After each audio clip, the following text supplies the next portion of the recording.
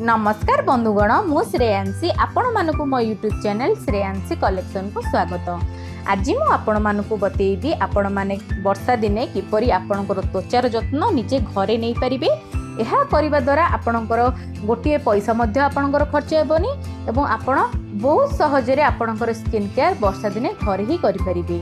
एहार previous video रे मु आपणको बतेइथिली वर्षा दिने आपण माने किपरि आपणको त्वचार जत्न नेबे ताहा आज मु किपरि घरोई उपाय रे करि परिबे सेही विषय रे बतेइबी। ताहले बंधुगण एई वीडियोटी देखिबा पूर्वरु आपण माने मो चैनल को जरूर सब्सक्राइब करनियंतु और साइड वाला घंटी को जरूर प्रेस करनियंतु। एहा द्वारा आपण माने मोर सब नोटिफिकेशन अपडेट प्रथमे पाई परिबे। ताहले बंधुगण आज मु आपण मानकु वर्षा दिने आपण घरोई उपाय रे किपरि फेस वॉश टोनर एवं विभिन्न प्रकार क्रीम एवं फेस मास्क बनई पारिबे एवं घरे ही लगई एहार उपकार उठेई पारिबे सेही विषय रे बतेइबी। प्रथम रे हैला आपण जेते बेले वर्षा दिने मुह सफा करूचंती आपण बाहरु कोनोसी प्रकार फेस वॉश यूज करंतु नाही।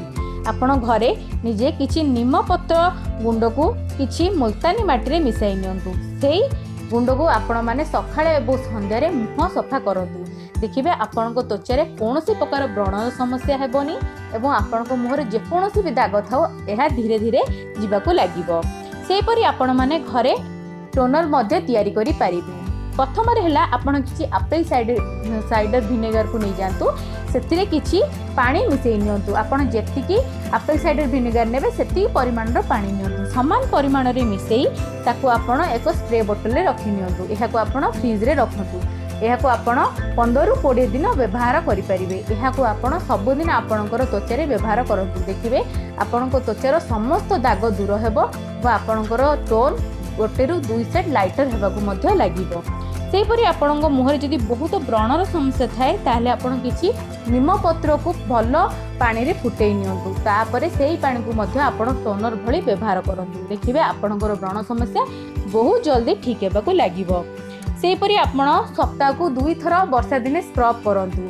आपण स्क्रब पई किछि चाउल गुंड किछि नीम पत्र गुंड एवं किछि एलोवेरा जेल को भल भाबरे मिसाई नियंतु। एहाकू आपणको त्वचा रे भल भाबरे स्क्रब करंतु एवं एहाकू आपण शरीर रे मध्ये लगाई परिबे। एहा करिबा द्वारा आपणको त्वचा रे कोनोसी इन्फेक्शन होई न थाए एवं आपणको त्वचा बहुत सफा रही थाए एवं ब्लैक हेड्स व्हाइट हेड्स रो समस्या मध्ये होई न थाए।